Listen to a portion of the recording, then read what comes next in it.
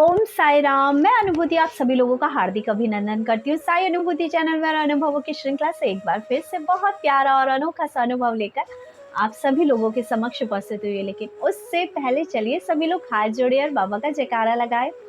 अनंत कोटि ब्रह्मांड नायक राजाधिराज योगी राज परम ब्रह्म श्री सच्चिदानंद सद्गुरु साईनाथ महाराज की जय। ओम साई राम। साथियों, आज जो ये अनुभव मैं आपको बताने जा रही हूँ वो है मित्तल चौधरी जी का।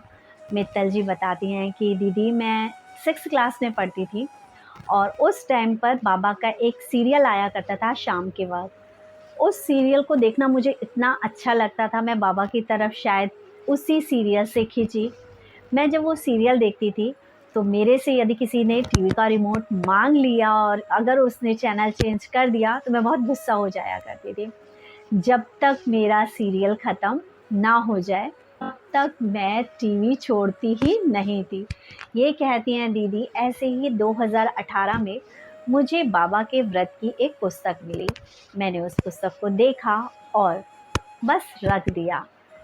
और फिर 2019 में मैंने बाबा के व्रत रखने का संकल्प किया और उस वक्त ऐसी कोई इच्छा या कोई डिमांड नहीं थी, बस मन में आया और मैंने बाबा के व्रत रखने का संकल्प किया, वो भी 52।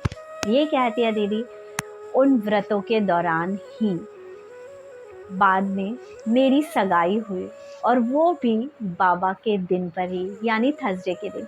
ये कहती है दीदी, मैं इतना खुश थी क्योंकि जो मेरी सगाई होने जा रही थी वो बाबा वाले दिन पे ही होने जा रही थी, वीरवार की ही मेरी सगाई थी। ये कहती है साईं की कृपा से बाबा मुझे इतने अच्छे हस्बैंड दिए हैं कि मैं कह नहीं सकती। ये कहती हैं दीदी, पता है मैंने बाबा से कभी कुछ मांगा नहीं, लेकिन बाबा ने बिना कहे ही मुझे सब कुछ दिया और सब मुझे बहुत अच्छा दिया है। ये कहती हैं दीदी, एक बार की बात है, जब मेरी सगाई हो गई उसके बाद मुझे पालनपुर जाना था, तो मैं रात को अपना बैग पैक करके सो गई। सुबह 7 बजे की जो थी वो बस थी। ये कहती हैं कि दीदी, मैं सुबह उठी 5 बजे के करीब और जब तैयार होने लगी, कहती है उसी टाइम मेरे पीरियड स्टार्ट हो गया। ये कहती हैं दीदी, आप यकीन नहीं मानेंगे कि उस साइकिल टाइम पीरियड पे मेरे इतना पेन होता है, इतना पेन होता है कि शायद मैं बिस्तर से भी नहीं उठती हूँ। मेरे को उस टाइम पर ना खाना अच्छा लगता है ना पीना अच्छा लगता है, मैं कुछ खाती पीती भी नहीं हूँ। इतना पेनफुल मेरे लिए वो टाइम होता है।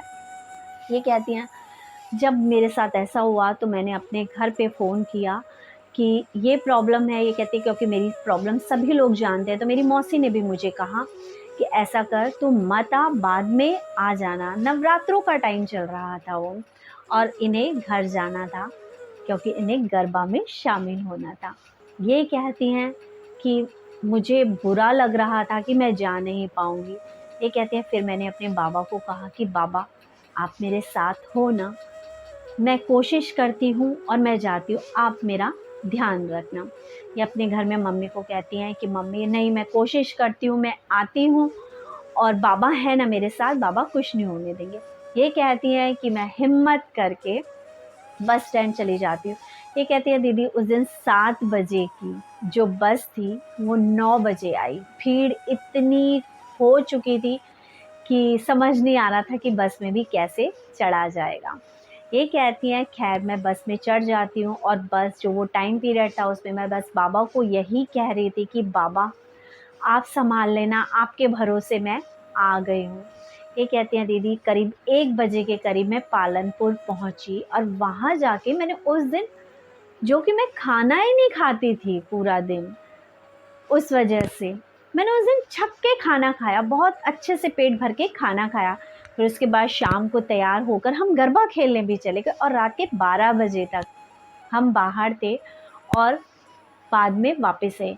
और आप यकीन नहीं मानोगी दीदी, उस दिन मुझे दर्द का इतना सा भी एहसास नहीं था और ये सिर्फ़ और सिर्फ साईं की कृपा ही थी मुझ पे, क्योंकि कभी ऐसा नहीं हुआ कि मेरे दर्द ना हुआ हो, मैं बिस्तर पे ना पड़ी रही हूँ और मैंने खाना खाया हो। लेकिन उस दिन मेरे साईं ने मुझ पे इतनी कृपा करी कि मैं बिल्कुल सही रही, मैंने बहुत अच्छे से गरबा एंजॉय किया। ये बताती हैं दीदी कि उसके बाद तो मेरे बाबा पे इतना विश्वास बढ़ गया कि बाबा तो सब कुछ सुनते हैं और बाबा मुझे सुन रहे हैं। ये कहती हैं दीदी, फिर मैंने धीरे धीरे यूट्यूब पे बाबा के गाने सुनना शुरू करे, मैं बाबा के भजन ढूंढती थी। ये कहती है पता है दीदी, जब मैंने व्रत रखे थे या जब मैं पालनपुर जा रहे थे, उस टाइम तक ना मुझे बाबा की उदी के बारे में कुछ नहीं पता था। मैं बाबा के बारे में बहुत ज़्यादा जानती नहीं थी, बस वो सीरियल देखा था तो बाबा से एक अटैचमेंट हो गया था। घर में बाबा के व्रत की कथा आ गई थी तो व्रत रख लिए थे। और यहाँ मैं यही कहना चाहूँगी कि रेयरली होता है कि कोई इतने सारे व्रत रखने का संकल्प लेता है। 52 व्रत बहुत कम लोग रखते हैं, अधिकतर लोग 7, 5, 11, 21, 51 तक करते हैं। और 51 और 52 व्रत करना थोड़ा मुश्किल है। ये कहती हैं कि अब ये मुश्किल क्यों है, क्योंकि लोगों के अंदर पेशेंस बहुत कम होते हैं। लेकिन इन्होंने बचपने में सिर्फ बाबा के प्यार में इतने व्रत रखे थे।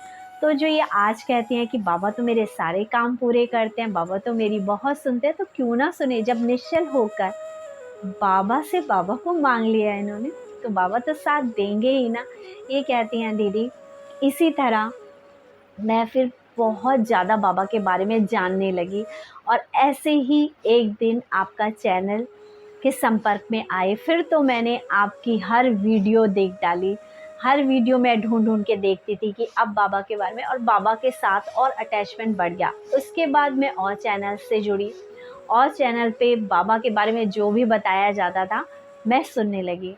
और दीदी आज मैं बस इतना ही कहूँगी, बाबा हर पल हर क्षण मेरे साथ हैं, बाबा हमेशा साथ देते हैं। और बाबा से बस यही प्रार्थना करती हूँ कि बाबा आओ, हमेशा मेरे अंग संग। और ये कहती हैं कि दीदी बस मैं लास्ट में इतना ही कहना चाहती हूँ कि बाबा थैंक यू सो मच मेरी ज़िंदगी में मेरा हर पल साथ देने के लिए, हर क्षण मुझे संभालने के लिए। Thank you thank you thank you so much बाबा। ये बाबा को थैंक्स मैं मित्तल चौधरी की तरफ से कहती हूँ कि बाबा बहुत बहुत धन्यवाद मित्तल जी का साथ देने के लिए और हम लोगों को ये बताने के लिए कि जो निश्चल होकर बिना किसी लालच के मेरे सानिध्य में आएगा, मुझसे प्यार करेगा, उसका मैं हर पल हर क्षण साथ दूंगा। इसलिए बस इतना ही कहना चाहूँगी, बाबा से बाबा को मांगो। जिस दिन बाबा से बाबा को मांगोगे उस दिन कुछ भी मांगने की ज़रूरत नहीं पड़ेगी, क्योंकि ब्रह्मांड के नायक स्वयं आके बैठ जाएंगे आपके पास और आपकी हर मनोकामना पूर्ण करेंगे। इसी के साथ बस इतना कहना चाहूँगी, जो प्यारे प्यारे अनुभव आपने अभी अपने पास बचा के रखे हैं, छिपा के रखे हैं, और आपको ये लगता है कि अगर हमने बता दिया अनुभव तो बाबा की ब्लेसिंग्स कम हो जाएंगे हम पे, तो ऐसा कुछ नहीं है। आए सचरित को एक बार फिर से उठा के पढ़िए। उसमें लिखा है कि मेरा जो भक्त मेरी लीलाओं का गुणगान और वर्णन करता है उसे मैं भव से पार लगा देता हूँ। बाबा की लीलाओं का गुणगान और वर्णन करना हमारे लिए हमें भव से पार लगाता है। जब हम बाबा की लीलाओं का वर्णन करते हैं तो हमारे चेहरे पे एक अलग सी मुस्कान होती है, हमारा दिल एक इतनी अच्छी वाइब्रेशन से भरा होता है, हमारे दिमाग में अच्छी अच्छी सोच चल रही होती है। जब एक नाम जाप और बाबा का एक अनुभव हमारे अंदर इतनी पॉजिटिविटी भर सकता है, तो क्यों बैठे हैं आप लोग ऐसे। चलिए उठाइए नंबर और बाबा के प्यारे प्यारे अनुभव चैनल के साथ शेयर कीजिए। हो सकता है आपका कोई एक अनुभव किसी, जैसे आज आप ये अनुभव सुन के मुस्कुरा रहे हैं, किसी दूसरे के चेहरे पे मुस्कान ला दे और आप उसके उस हंसी के, उस मुस्कुराहट के भागीदार बन जाए। ना जाने किसका दुख आपका अनुभव बाबा के चरणों में लाकर रख दे। ना जाने कौन जो आज दुख के भंवर में डोल रहा है वो उस दुख से बाहर हो जाए और जाने अनजाने आप और हम इस अच्छे कर्म के सहभागी बन जाए। इसी के साथ चैनल को ज़्यादा से ज़्यादा शेयर करें, लाइक करें, सब्सक्राइब करें। ओम साई राम, जय साई राम।